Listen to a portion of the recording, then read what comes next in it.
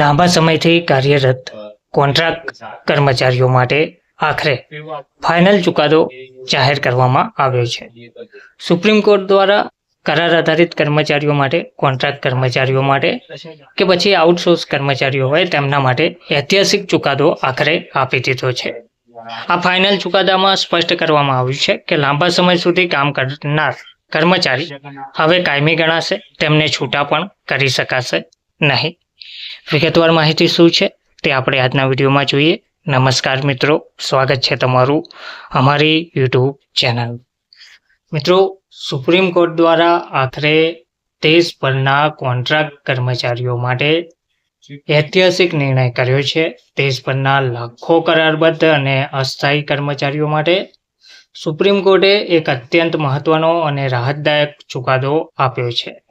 સર્વોચ્ચ અદાલતે સ્પષ્ટ કરી દીધું છે કે જો કોઈ કર્મચારી પાસેથી લાંબા સમય સુધી કામ લેવામાં આવ્યું હોય તો તે કાર્ય કુદરતી રીતે કાયમી ગણવામાં આવશે.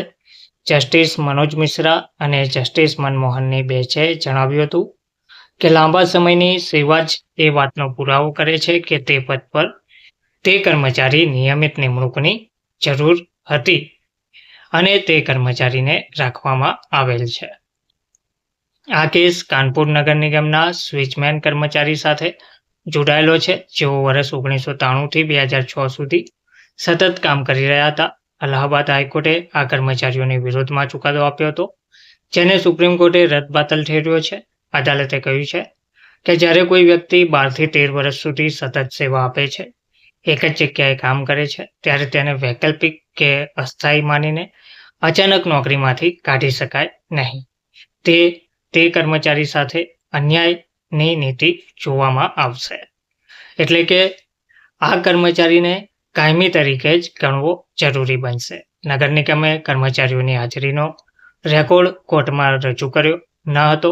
સુપ્રીમ કોર્ટે આકરી ટીકા કરતા કહ્યું કે જો સંસ્થા દસ્તાવેજો છુપાવે છે તો કર્મચારીનો દાવો સાચો માનવામાં આવશે.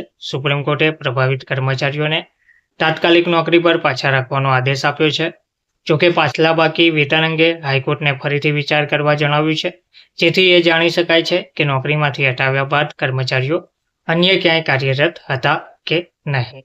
તો ટૂંકમાં સુપ્રીમ કોર્ટના આ જ ઐતિહાસિક ચુકાદાથી લાંબા સમયથી કામ કરનાર કર્મચારીઓ, કરાર આધારિત કર્મચારીઓને હવે કાયમી ગણવામાં આવશે, તેમને છૂટા કરી શકાશે નહીં. ધન્યવાદ.